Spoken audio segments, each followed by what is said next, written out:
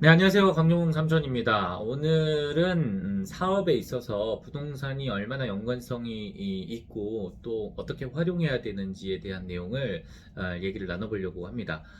제가 10년 딱 이제 된 것 같은데요. 네, 처음 쇼핑몰 창업을 한 지가 이제 그 정도 된 것 같은데, 제가 회사를 다니다가 이제 퇴사를 하고 여성의류 쇼핑몰을 창업한다고 하니까 저희 작은아버지들이 가장 먼저 한 조언이 그런 거였어요. 야, 강종아, 이거 장사 뭐 해보면, 사업해보면 사실 뭐 잘 때는 되고 안 될 때는 안 돼가지고 사실 돈이 딱히 안 돼. 이런 얘기를 하시는 거예요. 이분들은 다 30년씩 사업하시는 분들인데. 그래서 이 사업을 하라는 얘기야 말라는 얘기야 뭐 이렇게 생각이 들 수 있지만, 뭐 저희 집안에서는 제가 이제 회사를 퇴사하고 사업한다고 하니까 다 웰컴 하는 분위기였습니다. 장사를 해야지, 뭐 이런 분위기였거든요. 어찌됐건 그런데 거기다 대고 우리 작은아버지들은, 야, 장사가 잘 될 때는 잘 되는데 안 될 때는 정말 안 돼. 그래서 뭐 인건비 주고 물때 주고 뭐 하고 하면 남는 게 별로 없어. 또 잘 될 때는 조금 벌리는 것 같은데 또 안 될 때는 그거 다 까먹어. 이런 얘기를 저한테 하시는 거예요. 그러면 어떻게 해야 되는데요? 그랬더니 이제 우리 장할아버지들 말씀은, 야, 부동산을 사야 돼. 힘들더라도 조그만 돈에 여유가 생기면 무리를 해서라도 부동산을 사야 돼. 그거 지키는 게 돈 버는 거야. 저한테 이런 얘기를 하는 거예요. 그래서 뭔 얘기야? 이런 생각이 들었어요.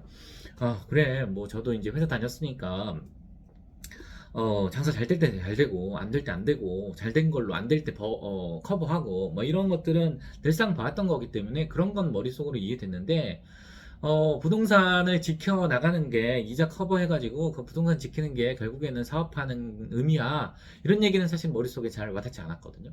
뭐 제가 일했던 조직이 워낙 컸기도 했고, 제가 맡은 일이 뭐 재무 쪽이 아니고 전략기획실이어서 대부분 컨설턴트 업무했기 때문에 잘 몰랐던 것 같기도 해요. 어쨌든 이제 그런 얘기를 했죠. 근데 그게 처음에는 머릿속으로는 좀 이해가 됐던 것 같은데 실제로 내가 이거를 실행을 해야지라는 생각은 잘 못했던 것 같기도 합니다. 그렇게 제가 1년차, 2년차를 보냈던 것 같아요. 그때 제가 처음 시작할 때는 이제 예산도 별로 없고 또 무섭기도 하고 첫 창업이니까, 그래서 이제 소호센터에서 시작했거든요. 카페 입사 가산점에 시작해서 1인실부터 했었던 것 같아요. 1인실에 1.5평 이 정도 됐던 것 같아요. 제 기억으로는 그때 물가로 한 30만 원, 40만 원 정도 월세를 냈던 것 같은데요. 그 다음에 이제 규모가 커지니까 3인실, 물론 그때도 혼자 썼어요. 그 다음에 5인실, 7인실까지 이용할 때까지 저 혼자 썼던 것 같아요. 인건비보다 월세가 더 낫다고 생각했거든요. 그래서 사실 월세 늘리는 것보다 인건비 늘어나는 게 더 무서웠거든요. 왜냐하면 생각해보세요. 7인실 썼봤자 그때 월세로 제 기억으로 한 100만 원 남짓 정도 됐던 것 같거든요. 그런데 이제 사람을 쓰면 미니멈 200부터 시작하기 때문에 200만 원을 벌려면 얼마를 도대체 매출을 띄워야 되는 거야? 이런 생각 때문에 사람을 늘리는 것보다는 차라리 내가 조금 더 고생하고 말지 뭐 이러면서 공간을 계속 늘렸던 것 같아요. 그렇게 이제 사다가 이제 매출도 커지고 규모도 커지고 이제 직원도 필요하고 이런 상황이 되니까 더 이상 소비센터 있기가 어려운 거예요. 그래서 이제 해당 건물의 다른 층에 한 제 기억으로는 한 15평에서 20평 정도 됐던 것 같은데, 거기 이제 월세를 내고 공간을 빌렸거든요. 한 달에 한 170 정도 냈던 것 같아요. 관리비까지 하면 200만 원이 넘었던 것 같아요. 그리고 이제 직원도 뽑고. 그래서 매출 규모도 커지고 직원도 생기고 그 다음에 이제 공간도 많이 사용하고 이렇게 공간이 늘었는데, 그만큼 저희가 비용 부담도 많이 커졌잖아요. 그래서 사실 매출이 커졌는데 이익은 크게 늘어나지 않는 그런 느낌 같은 상황이었던 거죠. 그 당시에 인건비도 인건비였지만, 인건비는 이제 사람이 일하는 거니까, 그런데 공간이 이제 200 이상씩 나가니까 조금 아깝다는 생각이 들더라고요. 음. 사람이야,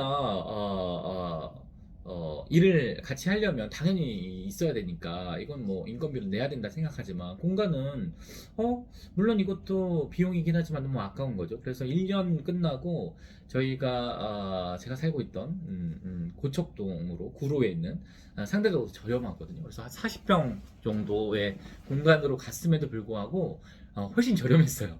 관리비도 저렴하고. 그래서 이제 갔는데, 크게 이제 쓰다가, 그럼에도 불구하고 이제 200 가까이 나가니까 또 1년이 지나고 매출도 커지고 직원도 또 늘었겠죠. 그런데 직원이야 늘 만큼 매출 늘어나니까 그만큼 이제 필요한 비용이다 생각하지만 월세는 괜히 아까운 거 있죠, 사람이. 예, 이런 생각이 들었어요.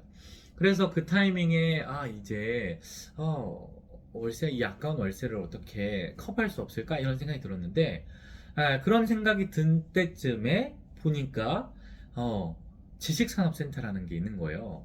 제가 사실 있던 건물도 처음에 창업한 카피사 가산점이 있던 건물도 지식산업센터라는 건물이었던 거죠. 그래서 지식산업센터를 알아보니까 대출이 90%까지 나온다는 거예요. 요즘은 이자가 많이 올랐지만 그 당시에는 이자가 되게 저렴했거든요. 그래서 대출을 90% 해주고 이자를 냈음에도 그 이자가 제가 내는 월세보다 싼 거죠. 심지어 관리비까지 내는데도 제가 내는 월세보다 싼 거예요. 그래서 제가 기억으로는 한 4천만 원, 5천만 원 정도였던 것 같은데 4천만 원 정도 예산이 있으면 한 4억짜리의 공간을 우리가 살 수 있었던 거예요. 그래서 이거는 무리를 해서라도 한번 도전해야겠다 이런 생각이 처음으로 들었고 사야겠다는 생각이 들었어요. 그런데 그때 30대 초반이었는데 생각은 들었지만 좀 무섭더라고요. 왜냐하면 제가 그 정도의 큰 금액의 공간을 사본 적도 없었고 무서웠던 거죠. 금액 자체가 5억? 너무 큰 금액이었어요. 그 당시에는 제가 느끼기에는. 그래서 무섭기도 해서 여러분들한테 조언을 많이 구했던 것 같아요. 사업을 오래 하셨던 대표님한테 일단은 조언을 구했는데 한 분은 야 당연히 사야지. 사업하려면 공간 당연히 있어야 돼. 너 언제까지 맨날 이사 다닐 거야?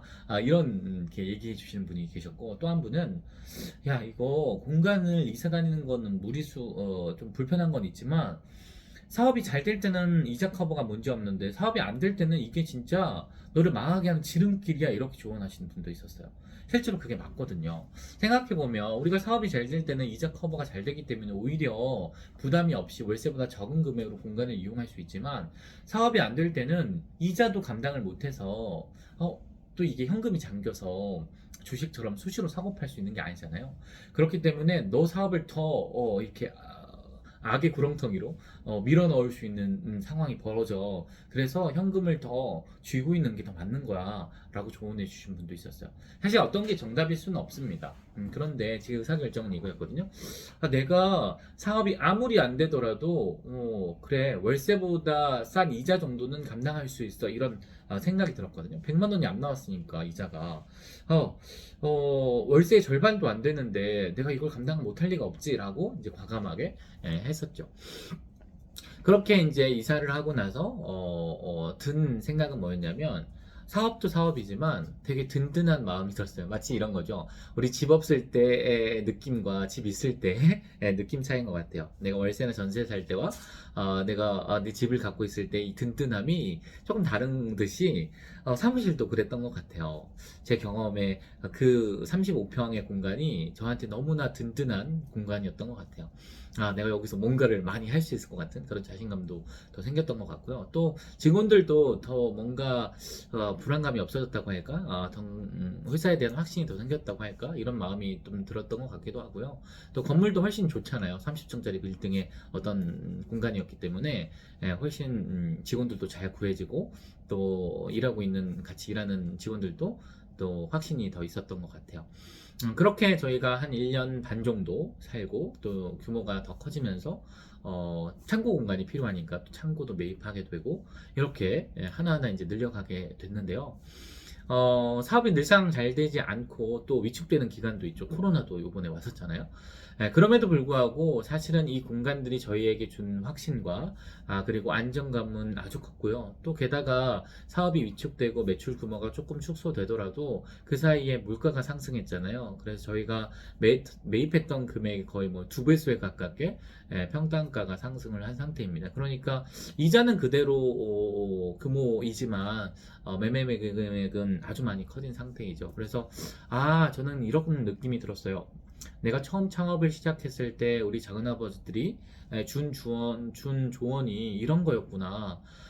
사업이 늘상 잘 되지 않고 코로나 같이 이렇게 의도치 않는 우리의 잘함과 못함을 떠나서 의도치 않게 사업이 축소되거나 혹은 어려워지는 경우도 발생할 수 있는데, 이때 버티는 힘이 바로 부동산이라는 얘기가 하신 게 이런 거였구나라는 얘기가 되게 저한테 와닿았습니다. 그래서 사실 이 부동산을 무조건 해야 된다, 오늘 전달드리고 싶은 얘기가 이건 핵심은 아니고요. 전달드리고 싶은 핵심은 뭐냐면, 1년차, 2년차 때는 조금 위험할 수 있죠. 현금이 많이 잠기기 때문에. 그래서 1년, 2년 정도 지나고 현금 유보도 좀 생기고 자신감도 생기고 그렇다면, 이제 이사 다니지 말고 우리가 조금 더 알아보면 훨씬 더 안정적으로 우리가 사업을 할 수 있고, 특히나 이렇게 물가 상승률 이상으로 부동산이 함께 같이 가고 있기 때문에, 그 관점에서는 우리가 사업을 더 안정적으로 운영할 수 있는 방법론이 될 것 같아서 오늘 소개해 드립니다. 특히나 또 이제 저희가 사무실이 두 개, 세 개 이제 늘어나면서, 공간들이 늘어나면서 더 알게 되고 경험한 것들인데요. 우리 규모가 커지면 커질수록 은행들도 우리한테 훨씬 더 오픈마인드로 접근하더라고요. 그전에는 운전자금 뭐 1,000만 원, 2,000만 원 빌리기도 어려웠는데, 우리가 부동산을 가지고 있고 또 이 부동산이 안전자산이고 또 시세가 올라가고 있기 때문에 이게 또 담보가 되고, 또 이걸로 활용해서 또 운전자금을 융통해서 쓸 수도 있고, 또 안 필요하면 또 갚기도 하고요. 그래서 우리가 운영할 수 있는 여신의 규모도 훨씬 커지게 되더라고요. 그래서 단순히 이 시세 차익을 노리는 투기가 아니라요. 우리가 갖고 있는, 우리가 사무실로 사용하는 공간 혹은 창고로 사용하는 공간이 이사를 다니지 않고 안정적으로 사업을 운영할 수 있는 방법론이자, 또 우리의 여신 규모를 키우고 우리 회사의 신용력을 키워서 훨씬 더 많은 여신들을 움직이게 되고, 그 여신을 가지고 우리 사업 규모를 더 크게 확장시킬 수 있는 또 방법론이 되더라고요. 사실 그렇게 놓고 보니까 대기업들이 다 그렇게 하고 있었는데, 제가 다니는 직장도 심지어 그렇게 하고 있었는데, 저는 F 영역들을 일하지 않았다 보니까 잘 몰랐던 거죠. 그래서 이제 하나하나 경험치를 통해서 알게 된 건데, 유튜브 보시는 분들은 매출 규모가 일정 수준 넘어가고 우리의 매출이 조금 안정적으로 돌아가는 1, 2년 차 정도 되시면, 조금 무리를 해서라도 우리의 사무 공간들을 혹은 창고 공간을 마련하면 훨씬 더 규모 있게 성장할 수 있다, 이렇게 생각이 되고요. 회사를 운영하는 관점에서도 우리 여신이 있잖아요. 왜냐하면 우리 대출을 처음에 90%를 일으켰기 때문에 조금 더 빡빡하게 회사를 운영하는 것 같아요. 상대적으로 돈이 벌린다고 풍족하게 쓰는 게 아니라 이거 빨리 갚아야지, 이런 생각 때문에 훨씬 더 회사를 알뜰하게 운영할 수 있는 또 압박도 되는 것 같아요. 그래서 훨씬 더 유의미하게 저희에게 작동했던 것 같습니다.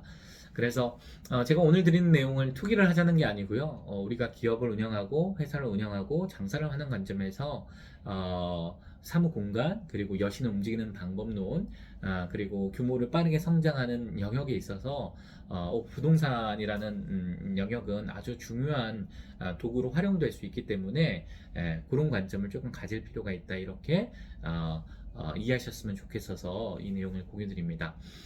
진익산업센터나 혹은 오피스 매매, 그 다음에 뭐 빌딩 매매, 이런 내용들은 사실은 검색해 보시면 워낙 많기 때문에 디테일한 내용은 그쪽을 통해서 보시면 될 것 같고요. 제가 오늘 드린 내용은 이 사업의 영역과 부동산들을 어떻게 함께 같이 갖고 가면서 우리의 사업 규모를 더 안정적이고 그리고 효율적으로 성장시키고 또 빠르게 규모화 시킬 수 있는지에 대한 방법론들을 조금 공유시켜 드리는 게 오늘 전해드릴 내용의 핵심이었습니다.